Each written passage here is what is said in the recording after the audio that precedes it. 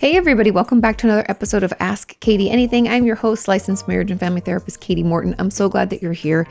In today's episode, we're going to talk about how to handle disrespect and break old patterns of staying silent, what to do when sharing about your mental health online leaves you feeling exposed, and how to face the anxiety that can come along with aging, both our own and our loved ones. Then we'll explore the cycle of disordered eating and why behaviors sometimes return or shift, how to advocate for yourself in medical settings when your medication isn't the right fit, and what to do if you discover that you and your partner are seeing the same therapist.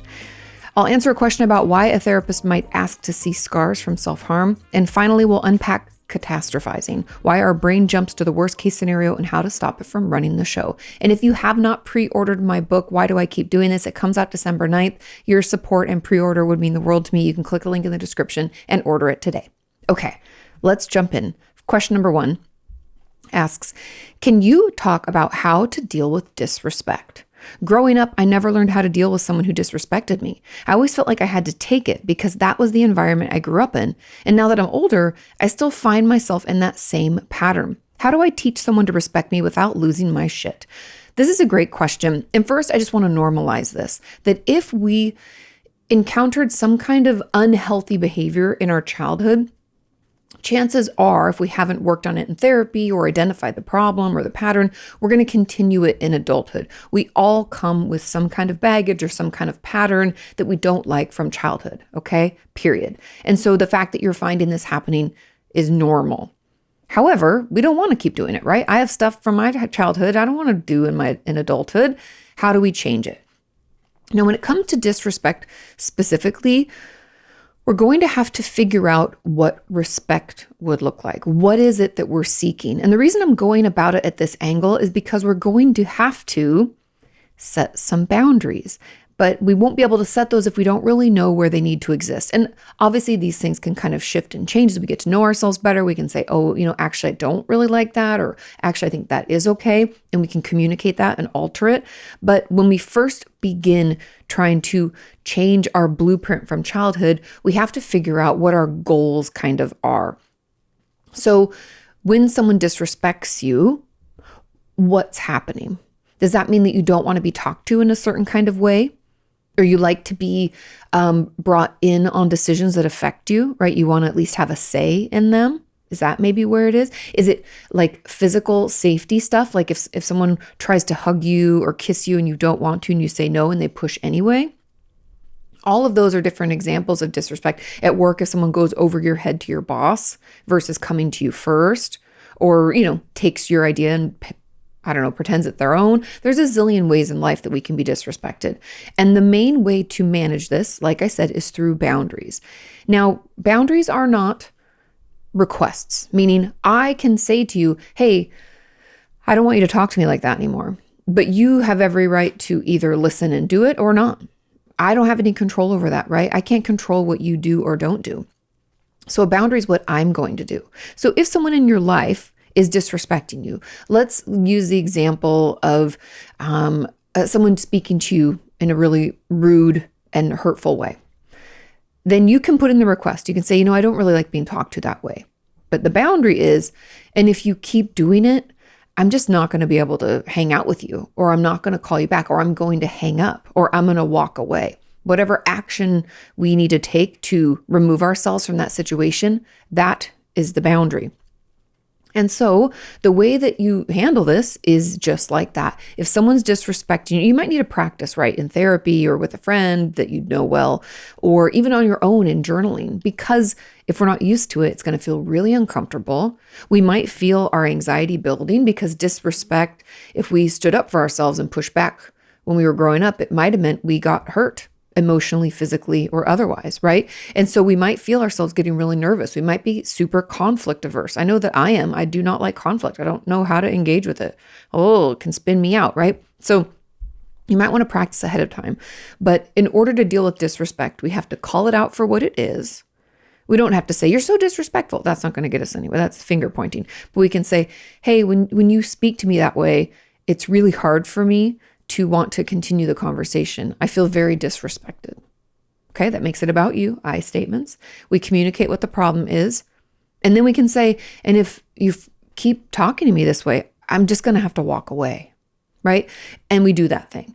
And so that's really my encouragement for you, is to figure out the ways in your life where you feel disrespected and pick the one that feels the least emotionally charged, so that you feel that you can, stand up in front of that person, communicate what's happening, communicate the boundary, and then uphold the boundary. And those are a lot of steps. That's why I said practicing might be helpful. But that's really the best way to deal with it. And the reason that you're losing your shit is twofold. And I actually talk about this in my book. Why do I keep doing this? Because I am very similar. Now, the reason that you're losing your shit is either, number one, because you're putting up with something that feels really terrible. And as it builds and builds and builds, and you just stuff it down, then you explode, you lose your shit. Or, like I discovered about myself in my own therapy, is that I only thought that I could stand up for myself or have boundaries if I was really angry. That like somehow them doing something like wrong or bad to me is the only reason that I felt, I guess, like validated in acting like that. Thinking that like I didn't have a right to set a boundary if it wasn't like terrible. Does that make sense? It had to be extreme. And so I had to be so angry and rage filled that then I could set the boundary. And that was essentially me losing my shit. So I hope that helps get you started on how to deal with disrespect. We all deal with it from time to time. You always have every right to just walk away. I can't tell you the number of meetings I've been in where people are disrespecting me. Like I had this guy in a meeting once say, well, you're not a doctor, so nobody's going to take you seriously. And I'm like, well, I have my master's and I gathered 3,000 hours, took a licensing exam. I've been seeing patients for 10 years. I'm a licensed mental health professional. What? And my manager luckily was like, okay, this meeting's over. Thank you. But you can just remove yourself. My manager says, meet over. I was like, lovely to meet you. Not really, but bye-bye, right? We don't have to make a scene. We don't have to lash out, but we also don't have to tolerate it. We don't have to stay in those conversations. Okay. Moving on to question number 2. It says, hi, Kati. I want to thank you for answering one of my questions a few weeks ago. Of course. It was super helpful. I have another situation I was hoping you could give some insight on. I had a TikTok account that was public, but I hid it from the people I actually know. On there, I posted about my mental health struggles, which no one in my life knows about except my parents, doctors, and therapists. A friend ended up finding it and reached out. And even though their message was beyond kind and so supportive, it made me feel really exposed and embarrassed. She assured me it would stay between us and that she's always here for me, and this changes nothing between us. And she even apologized for not noticing and reaching out sooner. She's actually a really good friend. I understand this is 100% my fault because it was a public account, but ever since it happened, I've been feeling really depressed, and it's been hard to get out of bed, shower, eat, take my medication, brush my teeth, just basic things. I responded to her, but I'm just humiliated, and I want to know why this is making me feel so terrible. There's a couple of things at play here. First of all, your friend saw your content, and you didn't want people in your real life to see it. So that action in and of itself, even though it wasn't malicious, like it sounds like she's being a great friend and she's like, it's going to keep it between me. She felt very apologetic. Like, I didn't know you're struggling. What a nice friend, right? We can say, oh, that's actually very sweet and a great reaction. At least it wasn't someone hurtful in your life, right? Lovely. But we weren't ready for her to know. It's almost like where people will out someone else. Like if someone is gay and they like tell someone that they're gay without them being ready to share it. It's similar to that in the fact that like, this is a very personal process. And I know people are like, Kati, it's not the same, but it's just the fact that someone doesn't allow you to share what you want people to know at the right time. A better example is probably when we have a parent who shares our personal information with family without asking us if it's okay. Like we go to Christmas dinner and we realize all our aunts and our grandma and our uncles all know that we started our period, like that'd be terrible, embarrassing for us. It's kind of like that where we weren't ready for it to be out there, yet it's out there. And I know people might be saying, but Kati, it was a public account. It's different to tell strangers than it is to tell people we know, right? So keeping that in mind, I think that's why we're having this reaction. However, I want to checking you a little. We're going to push back where I believe the reason that you're feeling like such shit right now is because of the conversation you're having with yourself about this. I don't even know what I'd call it, like a leak or feeling exposed, this exposure. We need to change that conversation. And so my homework for you is actually to journal about this. I want you to journal about what automatic thoughts you had when your friend brought this up. What'd you tell yourself about, your mental illness, your mental health struggles as a whole, about what she said, about your reaction to what she said. Like, what's this story that you've created? Because I have a feeling that the story that you've created is pretty nasty. And you're like maybe talking shit to yourself and about the situation. Like, why did I do this? And I should never have put that stuff up there and blah, blah, blah, blah. I want you to notice. Don't just allow that conversation to be had without your awareness. Pay attention. What are you saying to yourself? Because in order to, I don't know, even undo, but to stop this from getting worse and to stop you from spiraling out, because that's kind of what sounds like is happening, we're going to have to check our facts. And we're going to have to pay attention to the story that we're telling ourselves so that we can stop it. Essentially, we can decide if we want to keep having it or not. And spoilers, you don't want to keep having it. So we have to pay attention. Start noticing, start journaling about what you've told yourself about this. And then I want you to check your facts. I want you to say, my friend actually was super supportive and was very kind.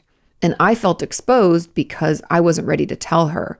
But in all honesty, it could have been worse. A bully or a jerk at work or school could have found out, right? It could have been way worse. I want you to check your facts. And then I also, as homework, want you to tell me, like write in your journal as if you're telling me why you created that TikTok account. Because when we want to share stuff and we want to talk about what's going on, it's because we want to feel like we're not alone. We actually want support. We just don't know how to ask for it. And maybe we aren't ready for those in our life to really know about it, but we want someone to know, right? You created it for a reason. And those might not be the reasons, but just some thoughts that came to my mind. But I want you to maybe think about that because, again, going back to your friend's response, it was actually really thoughtful, really caring, really lovely. And I wonder if that was maybe what we'd hoped we would get if we did tell a friend.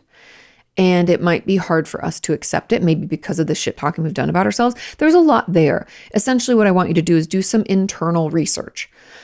Figure out what about this caused you to feel so upset. What story are you telling yourself? And then check your facts. Because from my perspective, it actually looks like it could have been bad and it wasn't. It was shared when we weren't ready, but we were kind of ready because we put it out there. Maybe we wanted some support. We just don't really know how to accept that support yet. And then is it because we're telling ourselves a story about who we are, that we're not worthy or good enough in some way or what? Yeah, I want to know more about that because that's, I believe, my hypothesis about why this is making you feel so terrible, even though your friend reacted beautifully and that's the only one that has come to you that you feel like has seen it. Yeah. Let me know. Okay. Moving on to number 3, it says, aging with grace, ? 39 today. Happy birthday.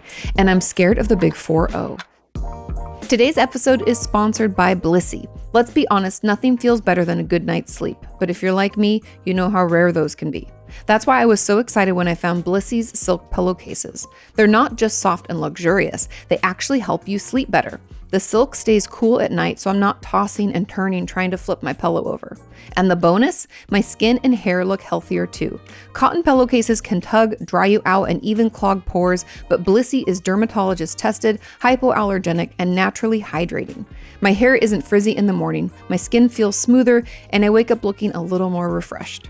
They've got over 99 colors, plus fun collabs like Wicked and Harry Potter, and they just launched a new adjustable pillow that pairs perfectly with the cases. Because you're a listener, Blissy is offering 60-night risk-free, plus an additional 30% off when you shop at blissy.com/Ask Kati Pod. That's BLISSY.com/Ask Kati Pod and use code Ask Kati Pod to get an additional 30% off. Your skin and hair will thank you. 39 today. Happy birthday. And I'm scared of the big 4-0. Some days I'm fine with it, but most days there's a substratum of panic. Thanks. And there's a comment on this, but it goes in a different direction a little bit. So let's start here. For some reason, it numbers, especially with women, but maybe men have this too. I find it mostly with my girlfriends. We have beliefs around what certain numbers mean. 30 was a big one for a lot of my friends. I remember one of my closer friends at the time, thinking that she was so behind because she wasn't like dating anybody that she really liked. And she wanted to get married, and she felt like she wanted to have kids, and she's like, we're running out of time. And I'm like, you're 29, like you're barely 30, it was crazy. And I think it's because we have these expectations around what should or shouldn't have taken place by this time. I should have my shit together. I should be married or have kids, or I should be in a serious relationship, or I should own a home, or I should have a good job I love, or whatever. We can have a lot of things that we think need to happen by certain times. And I really want you to be curious, not judgmental, about what that is for you. What is it about 40 that seems bad? I have to be honest. I was excited to turn 40. I mean, I don't love or hate getting older. To be honest, I love the growth of self. Like the fact that I am more sure of myself. I'm not infallible, and I still am self-conscious in some situations, but I'm way, way more sure of myself than I've ever been. And I feel like every year it gets a little bit better. And my relationship with my body gets better. It's not perfect. Again, like anybody, it's still a process, but there are a lot of pluses in my mind to getting older. Oh, and I want to share a little story with you. Something I saw online that was really powerful, and I kind of returned to, because what I was going to say is, in my brain, it's always such a privilege to get to grow old. Like, how beautiful. What a privilege. My dad died when he was 53. What a privilege that, Sean's 50. So, we grow older together, and what a privilege it is. Oh, amazing, right? I saw this story online where this guy was saying that he imagines that he goes to sleep at 89 years old. And when he wakes up, he's 40 again. And wow, he gets up and he's like, wow, my back doesn't hurt. Oh, I can take such a nice breath in. Oh, look how young I look. And he ran down the stairs and noticed how his feet didn't ache and his knees didn't pop as he jumped down the stairs to get water in the morning and to make breakfast, and how youthful and how healthy he felt, and how grateful he was for the speed and the youthness of his body, or youthfulness of his body. And I know that's kind of a weird, you're like, what? But we often lose perspective. Instead of seeing it as, wow, I'm so young, right? I'm only 41. I'm so young. I have so much life left. I don't even think I'm halfway there yet. Amazing. And a lot of the first few years of our lives is just kind of lost, right? We can't do much. So how amazing. We just lose perspective. Instead of thinking how young we are, we think how old we are. But imagine 89-year-old you going to sleep and then waking up as 39. How amazing would that be? How much time would you feel like you had left? You're like, wow, I have the whole world ahead of me, a whole life to live. Right? I even also saw this interview, last little thing. This woman was 103 years old, and they were interviewing her for a podcast. I'm forgetting the podcast. It's not one I'm familiar with. But the gentleman interviewing her was asking about her divorce. And she said, my husband asked me for a divorce when I was 76. And I thought, oh my God, my life is over. I'd been with this person forever. She goes, I got married at 22. I'd been with him forever. And she was saying, but then after a while, I didn't have to be, and I'm forgetting their names. I think it was like Gladys and let's say Robert or something. She's like, I could be Dr. She had her doctorate. She's a doctor. I could just be Dr. Gladys. And she was like, it was so weird at first, and I felt so alone. And she's like, and then a couple of years passed, and I actually wrote him a letter and said, thank you for giving me my freedom. And she's like, it's been a wonderful journey. So she's essentially almost lived 30, like they were interviewing her, it's been almost 30 years since this divorce. And she was grateful for it and all of the freedom it gave her that she could be her own self. And so I only say that is to say that it's all perspective. Aging with grace is perspective. It's our ability to see that we still have so much to do, so much to accomplish. I'm ahead of you by a couple of years, and I can tell you, it only gets better. And I think that's because I look at it that way. I choose, instead of thinking, I'm so old, I think I'm so young. I have so much I can still do. Woo, it's amazing. So many places I still want to see, so much I want to accomplish, so many of you I want to meet, and speeches I want to give, and books I want to write. Think of the things that you have to look forward to. You're 39 years young. That's how we age gracefully. Instead of telling yourself, oh, this is so old and I should have this done and should have that. What about like, wow, what a privilege to be so young. What a privilege to get to reach this age. Look at all that I can still do. Think of yourself going to bed at 89 and waking up at 39. How would you feel then? Now, the follow-up on this asks, it says, Kati, could you also talk about how to deal with this from a child's perspective? My mom is approaching 60 and every day I have anxiety over how much time she has left, even though she's healthy. Again, it's perspective here, but this is more anxiety driven. Like you said, I have anxiety over how much time she has left. We're letting ourselves spin out over something that we have zero control over. And that might even be why we're kind of spinning out, is that like we realize that she's getting older. And I mean, for me, when I lost my dad, I was 24, and immediately my mom became obviously my only parent, but her health also became like very important to me. I was like, fuck, I can't lose them both. Like I'll be an orphan. This is crazy. Oh my God. Like abandoned. It just felt very overwhelming. And I think as I processed my dad's death and the grief of that anxiety lessened. But in your case, I feel like we have to check our facts. Like you said, she's healthy. And we have to acknowledge where the anxiety is coming from. Is the anxiety around the fact that like, I don't want to lose her because I love her? Then what actions can we take? Because I tell you, one of the quickest ways to kill anxiety, or to kill what I would call like, kind of like worry over losing someone, is to take action, is to do something. Like when our nervous system is queued up and we're in fight or flight, going into freeze is actually not very healthy for us. We do it. It's, when we don't have another option, that's the option we take, but it's not an ideal scenario. Action or movement, fight or flight, is much better for our system. When we get away, when we fight back and we win, we get to like shake it off and go forward. And that action helps like release us out of the freeze. And I think you're kind of in this freeze state. And so I would encourage you to pay attention to what kind of actions you can take. Meaning, can we spend more time with our mom? Can we, if we've always been like, man, I've always wanted to go to, I don't know, see a certain national park with her, go to a museum, or she's never seen New York and I'd love to take her. Can we start saving up or planning to do some of those things? I would love to have, like Saturday lunches with my mom once a month, or whatever. What is it? I don't know how close you live to her or what you can make possible, but what actions can we take to spend more time? Because that's what it is. We want that time. And you'll never regret spending that time. I tell you, my grandma passed away, what has probably been 2 years now. And I remember being so grateful that it was probably, I don't know, not even maybe 6 months before she passed. Probably even more than that. It was when Sean and I went back, probably like 2 years before she passed. Sean and I went up to, we drove up to Washington from when we still lived in LA during COVID, because, no one was flying. And I saw my grandma every Friday. We did Friday lunches with her and my Aunt Dina and my cousin Matthew. And I'm so grateful for those times.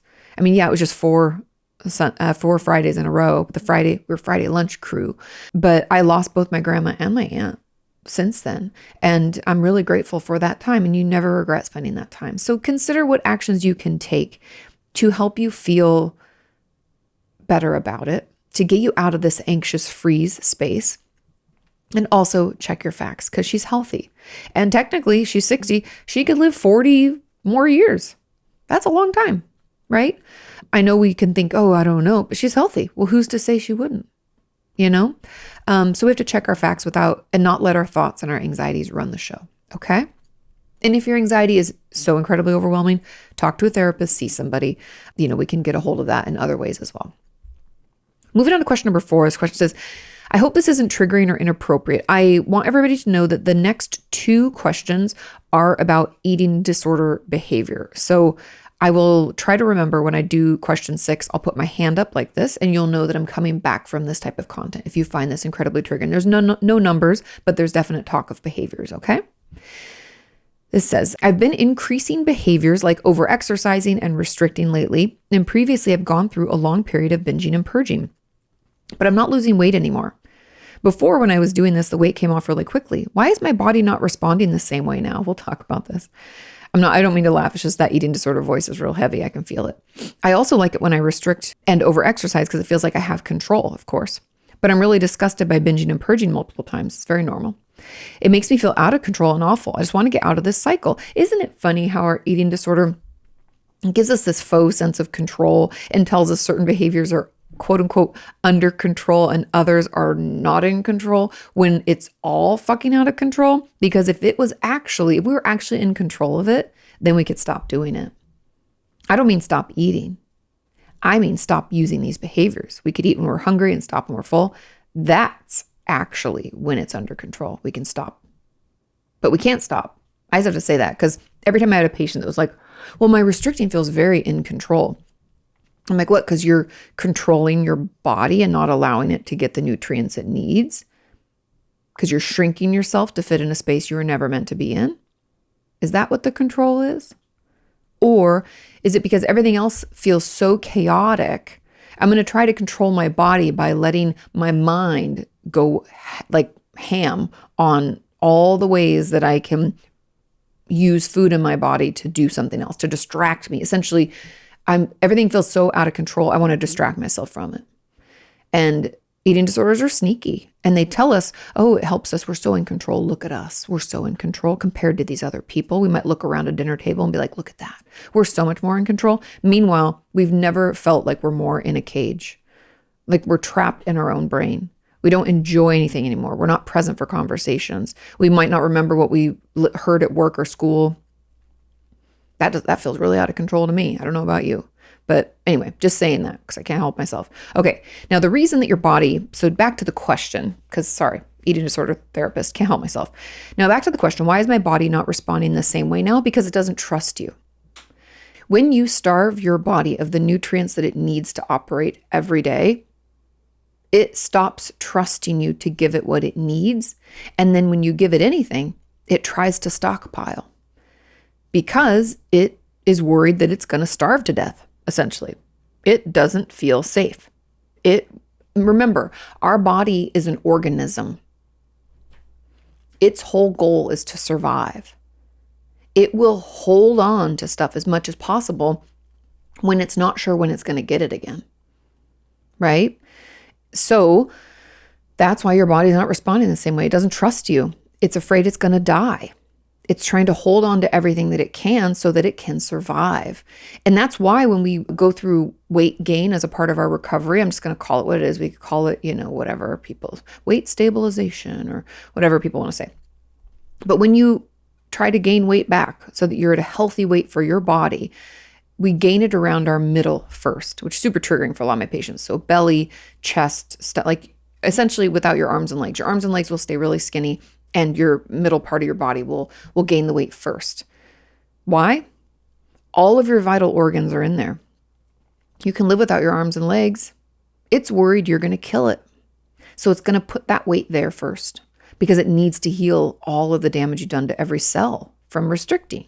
I'm not doing this to scare anybody. I'm just telling you that weight restoration ends up looking like that, again, because of health and trust and the fact that our body's goal is to stay alive. And so when we gain weight, lose weight, gain weight, lose weight, we restrict, we binge, we do this, our body doesn't know what to think. It doesn't feel like it can trust us. And there's probably a lot of damage we can't see that it's working to repair. So it's going to hold on to all that you give it and not want to lose it. It's going to fight to keep you alive. So that's why. I know it's a shitty answer, but it really is the truth, okay?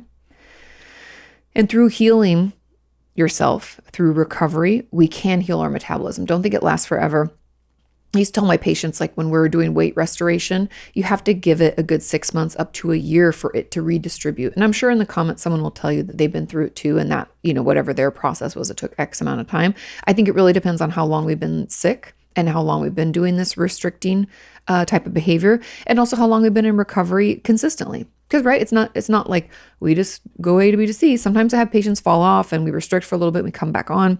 All of that affects, our weight restoration and distribution. Moving on to question number 5. It says, hi, Katie, I hope you're doing okay. I am. I hope you're doing okay. Over the summer, my purging, restricting, cutting urges, and over-exercising all got a lot better. Less stress, maybe? I actually went months without cutting, was barely restricting, just binging and purging a few times a week, and I didn't over-exercise once. That's amazing. But now that school is starting soon, my anxiety is really high. And I'm noticing that I'm skipping more meals, feeling the urge to purge after eating, starting to cut again, and pushing myself harder at the gym. Why is this all coming back now? And how can I stop it from spiraling before it gets as bad as it was before?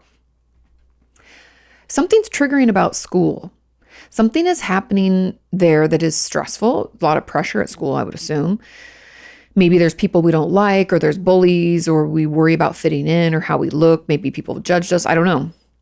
Something's going on there. And you know the answer. Probably as I said that, you're like, oh, it's this, or oh, it's that, or it's all those things. It's so stressful. It's so overwhelming that we use our eating disorder and self-injury to manage, to numb out, to distract. And so my encouragement for you is honestly to start seeing a therapist. I don't know if you are, but the fact that summer, not having any pressure on you or not seeing certain types of people really improved your situation, then we know that there's something happening there that is incredibly triggering. And in order for you to not feel like it's getting worse and worse and worse like it was before, I want you to be able to focus in school. I want you to feel confident in school. We're going to have to figure out what it is and better prepare ourselves for it. And a therapist can really help you with that and be really specific around what you're going to need. For example, let's say it's a couple of girls at school that are really mean. Then before school starts, we might have our therapist talk. I mean, I know it's getting tight on time, but we could, even after school started, we can have your therapist come in with you to school and we can talk about how to manage that and let the teachers know, let the other staff at the school know, so that if they see something happening, they can intervene. Nobody has to know that it happened. They can be really strategic about it. Or if it's the pressure at school, maybe we get some kind of extra support, whether that means we need more time on tests or we need to take tests in our own room, like by ourselves for distractions, or if we need to maybe take one class in summer and not during, the regular. I don't know. I'm just throwing out ideas. Are there ways for them to lower your stress level? Let's, look into that. There are a ton of different resources available to you, and a therapist can help you access that. Okay. But yeah, something's definitely going on with school. It's definitely stressful. And I think it's triggering you. Okay. Moving on to question number 6. This question is, hey, Katie, I'd like to know how to best advocate for myself in medical settings, especially when wanting to change my medication that helps my mental health, but harms me in other ways.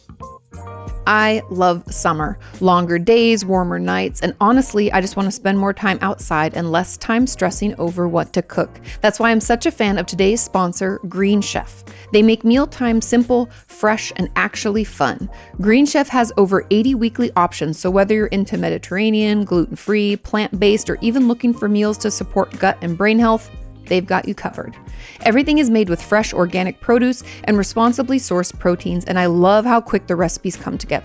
Some nights I'll whip up a salad in 5 minutes, and on busier days, their new heat and eat meals are ready in just 3 minutes. It makes eating well feel effortless.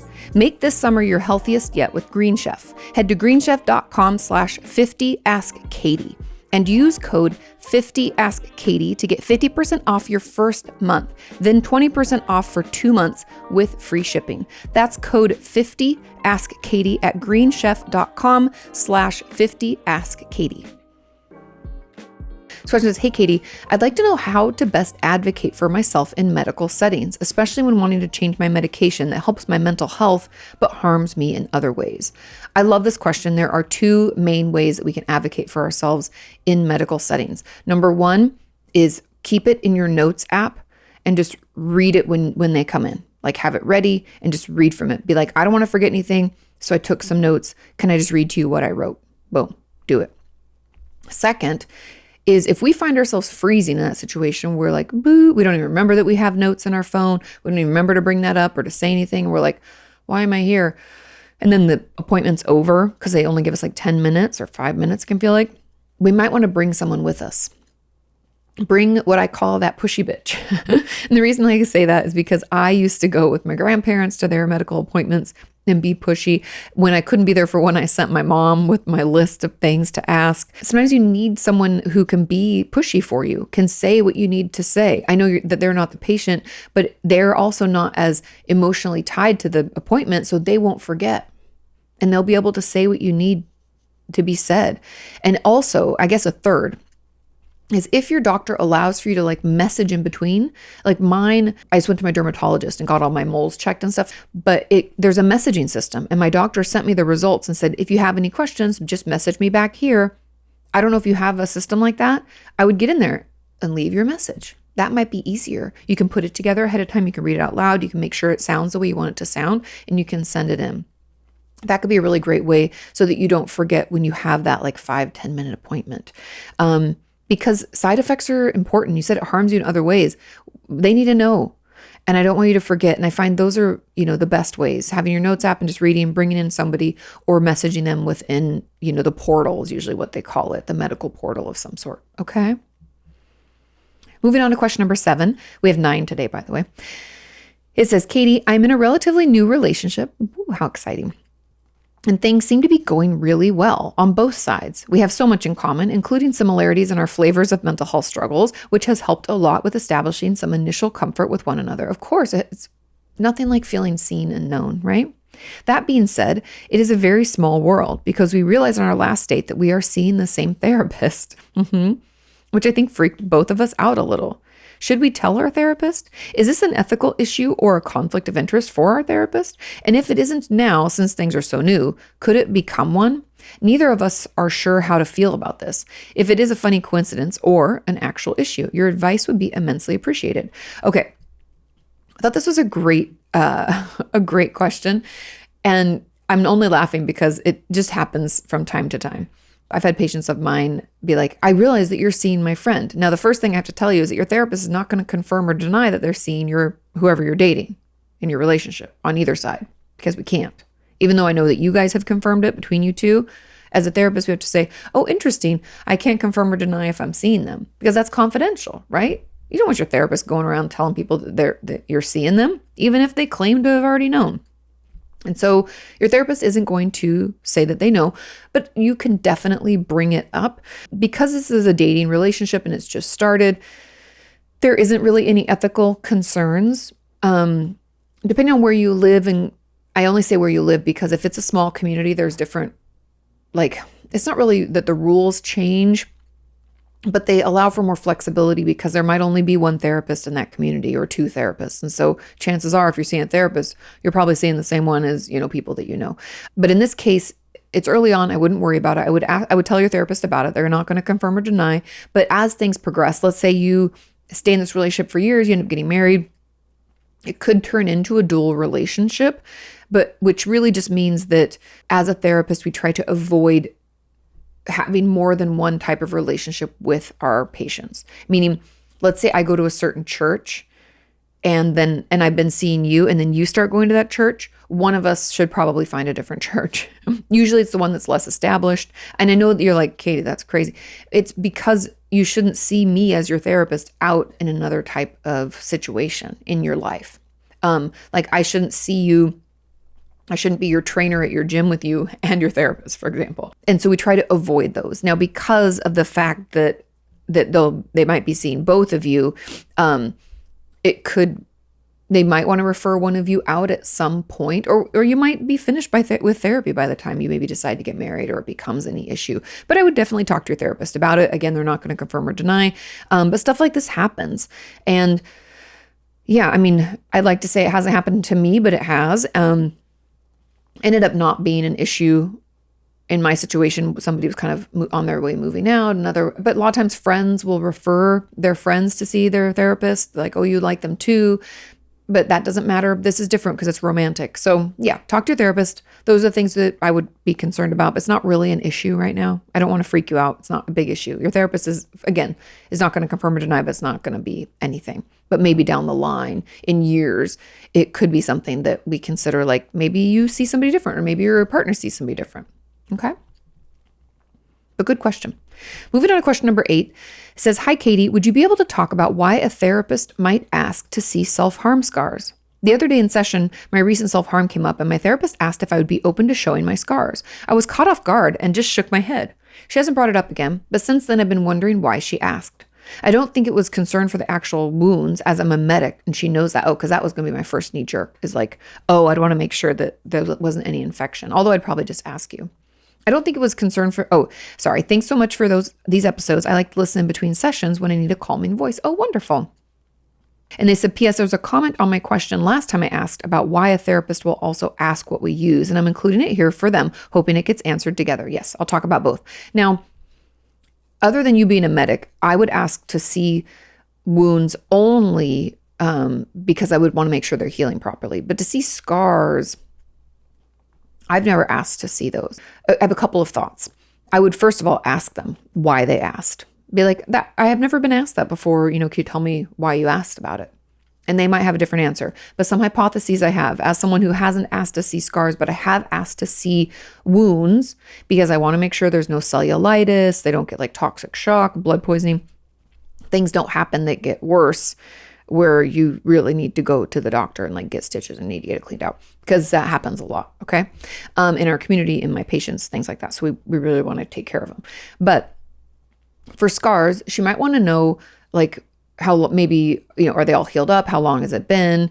She might want to know how often you used to do it, or what we're really talking about. Like how intense are these things? Like if I have a patient who self-injures in other ways than just cutting, I'm going to want to maybe see the wounds to see what we're dealing with, and should I send them to the hospital, or how serious is this type of thing? You might just want to get more information about it. And she might not have known how to ask other than asking to see them. I don't know, as someone who's worked with a lot of self-injury clients over the years and talked to a ton of you in our community, I kind of know better than to ask. I'm not saying there's anything wrong with it, but I just know that it's usually not going to go well. And it's actually better for me to just ask questions about it and see how I can support you. But I would ask her. Those are just some of my hypotheses, like just so she can, I'm assuming it's so she can get a better understanding of what you're doing, where you're doing it, and for how long maybe.